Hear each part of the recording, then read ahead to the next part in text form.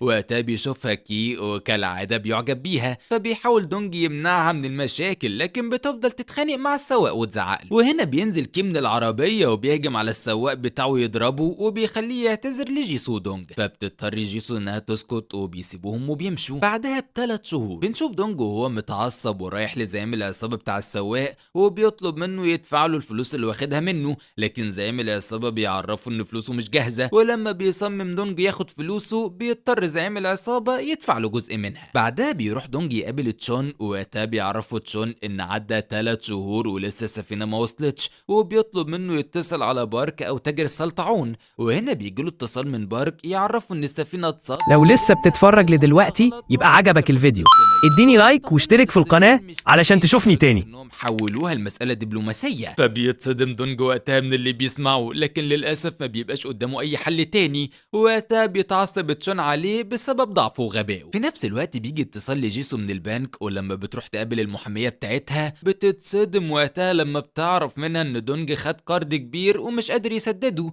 واحتمال كبير البنك يحجز على بيتهم. وقتها بتسألها جيسو على طريقة يخرجوا بيها من المشكلة، فبتعرفها المحامية ان مفيش غير طريقة واحدة بس. ولما بتسمع جيسو كلامها بتتصدم وبتخرج من عندها مش عارفة تفكر. وقتها بيجيلها رسالة من دونج بيعزمها فيها على العشاء، فبتضطر انها تروح، لكن هنا بنلاحظ ان في شخص وراها بعربية بيراقبها من بعيد. بالليل بنشوف دونج وهو قاعد مستنيها في المطعم، وهنا بنعرف انه عامل لها مفاجأة بمناسبة عيد ميلادها. وقتها بيقدم لها السلطعون الملكي وبيطلب منها تفضل قاعدة وهو اللي ياكلها. هنا بتطلب منه جيسو الطلاق، وبتعرفه ان ده الحل الوحيد اللي المحامية قالت لها عليه عشان ما يخسروش بيتهم. فبيتصدم دونج من كلامها وبيرفض فكرة الطلاق، فبيقع قدامها بالكلام وبيعرفها انه هيحل المشكلة لما السفينة توصل الصين. وهنا بتعرف جيسو بمشروع السلطعون الملكي وبتتعصب جدا، فبيحاول دونج يهديها وبيروح بسرعة يحضر لها تورتاية عيد ميلادها. ولما بيرجع بيلاقيها سابت المطعم ورجعت على البيت، فبيحاول دونج انه يتصل عليها ويعتذر منها كتير،